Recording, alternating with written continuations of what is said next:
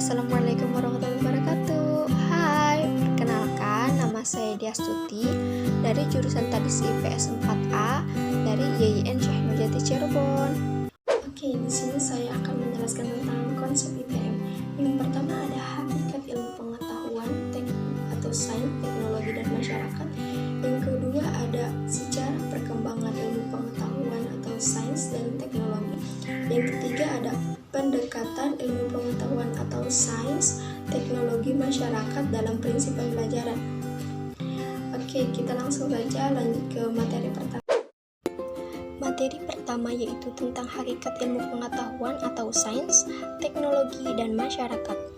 Pada hakikatnya, sains memiliki dua dimensi, yaitu sains sebagai proses dan sains sebagai produk. Sains sebagai proses merupakan sebuah rangkaian kegiatan ilmiah atau hasil-hasil observasi terhadap suatu fenomena alam untuk menghasilkan pengetahuan ilmiah atau keterampilan dan sikap-sikap yang dibutuhkan untuk memperoleh serta mengembangkan ilmu pengetahuan. Dalam sains sebagai proses terdapat beberapa keterampilan proses sains, yakni keterampilan sains dasar dan keterampilan proses integrasi. Dalam keterampilan sains dasar terdapat beberapa tahapan, yakni mengamati, mengklasifikasi, mengkomunikasikan, mengukur, memprediksi, dan menyimpulkan. Selanjutnya, ada keterampilan proses integrasi yang merupakan keahlian dalam menalar dan dengan tujuan untuk menganalisis data serta membuat solusi dan kesimpulan.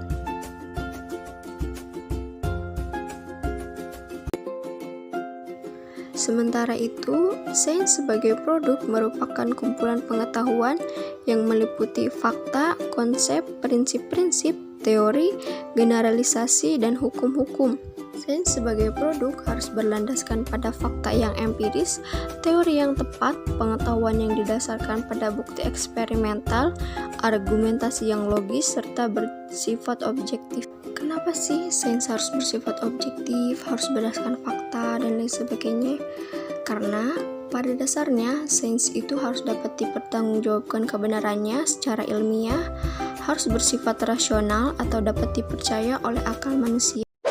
Materi kedua yakni tentang sejarah perkembangan ilmu pengetahuan dan teknologi.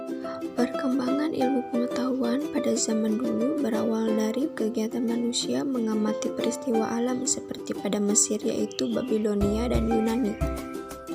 Pengamatan dilakukan oleh orang Mesir dan Babilonia melahirkan pengetahuan praktis seperti penemuan teknik pembangunan monumen seperti piramida dan obelisk, teknik pengobatan, sistem penulisan, dan lain sebagainya. Sedangkan pemikiran orang Yunani melahirkan filsafat dan seni. Para ilmuwan tersebut yakni Thales, Pythagoras, Aristoteles, dan masih banyak lagi. Pengetahuan di Yunani berkembang sejak abad ke-5 sebelum Masehi. Selanjutnya, sains berkembang di Timur Tengah oleh para ilmuwan Muslim seperti Al-Biruni, Ibnu Sina, dan Al-Battani. Kemudian, para ilmuwan Muslim menyebar ke daratan Eropa melalui daerah Spanyol. Dengan adanya kegiatan tersebut, mengakibatkan munculnya Renaissance di Eropa. Selanjutnya, perkembangan sains modern dimulai sejak abad ke-18. Ilmu pengetahuan seperti kimia, biologi, fisika, serta ilmu pengetahuan lainnya berkembang dengan pesat baik secara teori maupun praktek. Kemajuan ilmu pengetahuan ini ditunjang oleh adanya perkembangan teknologi yang semakin canggih. Materi terakhir yakni tentang pendekatan ilmu pengetahuan, teknologi, masyarakat dalam prinsip pembelajaran. Sains teknologi masyarakat sebagai suatu pendekatan merupakan cara pandang untuk memecahkan permasalahan dalam pendidikan sains. Sains teknologi masyarakat juga dapat diartikan sebagai materi yang membahas tentang perkembangan teknologi dan situasi sosial kemasyarakatan. Pendekatan STM menuntut peserta didik ikut serta dalam penentuan tujuan, perencanaan, pelaksanaan, cara mendapatkan informasi, dan evaluasi pembelajaran. Tujuan program STM terdapat 5 domain. Yang pertama, domain konsep yang memfokuskan pada muatan sainsnya, meliputi fakta, prinsip, penjelasan teori, dan hukum.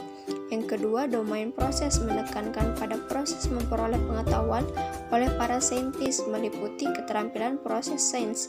Yang ketiga, domain aplikasi yang menekankan pada penerapan konsep dan keterampilan dalam memecahkan masalah sehari-hari. Yang keempat, domain kreativitas, terdiri atas interaksi yang kompleks dari keterampilan dan proses mental. Yang kelima, domain sikap meliputi pengembangan sikap positif terhadap sains pada umumnya. Pendekatan STM ini merupakan salah satu cara yang dapat digunakan di sekolah untuk mengajarkan prinsip-prinsip sains sehingga dapat diterapkan sehari-hari oleh siswa.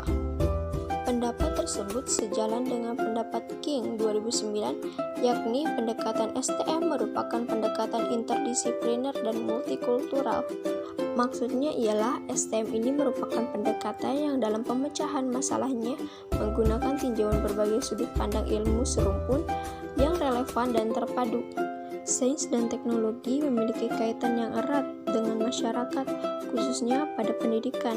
Hal ini karena ilmu pengetahuan pada dasarnya menjelaskan tentang konsep, sementara itu teknologi merupakan seni atau keterampilan sebagai perwujudan dari konsep tersebut. Hubungan sains, teknologi, dan masyarakat menunjukkan adanya pengintegrasian yang utuh, seperti teknologi sains memberi kontribusi terhadap teknologi yang tercermin pada penerapan produk sains dalam teknologi. Sementara itu, sains memberi cara atau alat untuk mengestimasi perilaku benda-benda. Oke, sekian pemaparan materi dari saya. Semoga